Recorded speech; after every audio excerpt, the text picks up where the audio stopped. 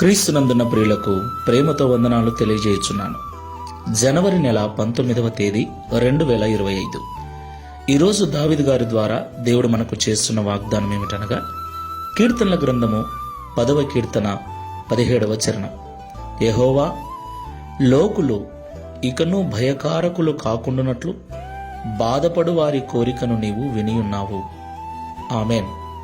నా ప్రియమైన సహోదరి సహోదరులారా, మనం ఆరాధించేటువంటి దేవుడు కరుణా సంపన్నుడు, దయగలిగిన వాడు, కనికరము గల దేవుడు. ఈ లోకంలో దిక్కులేని వారి ఎడల, బాధపరచబడు వారి ఎడల, త్రోసివేయబడు వారి ఎడల, వెలివేయబడిన వారి ఎడల కనికరము చూపే దేవుడై ఉన్నాడు. ఈ మాటలు వింటున్న ప్రియ సహోదరి సహోదరుడా, లోకులు నిన్ను బాధ పెడుతున్నారా? లోకమును చూసినప్పుడు నీకు భయం కలుగుతుందా? దేవుడు నీతోనే మాట్లాడుతున్నాడు. లోకము చేత బాధించబడుతూ ఉన్నట్లయితే దేవుడు నీ ప్రార్థన విని ఉన్నాడు, నీ బాధను చూసి ఉన్నాడు. దేవునికి మహిమ కలుగునుగాక. నీవు నిరీక్షణతో ప్రార్థనాపూర్వకంగా నీ విన్నపములను దేవునికి తెలియచేయి. నన్నెవరు చూడట్లేదు, నా బాధను ఎవరు పట్టించుకోవట్లేదని నువ్వు అనుకోవద్దు. ఈ లోకంలో ఎవరు చూసినా చూడకపోయినా, ఎవరు పట్టించుకున్నా పట్టించుకోకపోయినా, నిన్ను నిర్మించిన వాడు నీకు తండ్రి అయ్యున్నాడు, నిన్ను పుట్టించిన వాడు నీకు భర్త అయ్యున్నాడు. ఆయన నీ బాధను పట్టించుకొని ఇంతకు మునుపే నీ బాధ ఆయన విని ఉన్నాడు.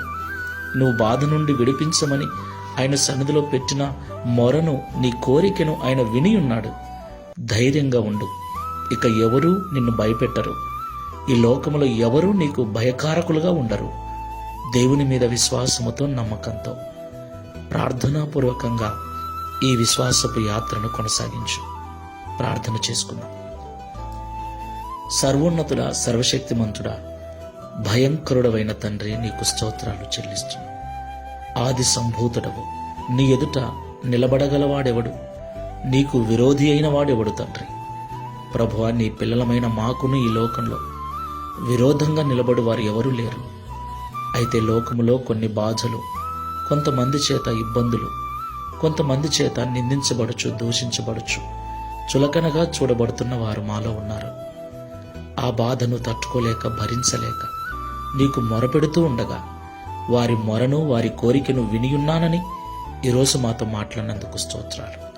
నిరీక్షణ అనుగ్రహించండి. శుభప్రదమైన నిరీక్షణతో ప్రార్థనాపూర్వకంగా గడుపుటకు సహాయం చేయండి. ఒకరోజు విడుదల పొందుకొని ఏ భయము లేకుండా ప్రశాంతంగా జీవిస్తామన్న నిరీక్షణతో, ప్రార్థనను వదలక, మందిరమును విడవక, విశ్వాసముతో ప్రార్థించే మనసును అనుగ్రహించుమని, ఈ దిన వాగ్దానమును మా అందరి జీవితంలో నెరవేర్చి ఒక దినమున దావీదు వలె మేము కూడా సాక్ష్యం ఇచ్చినట్లుగా సహాయం చేయమని యేసు నామములో ప్రార్థిస్తున్నాము తండ్రి. Amen. Praise the Lord. God bless you.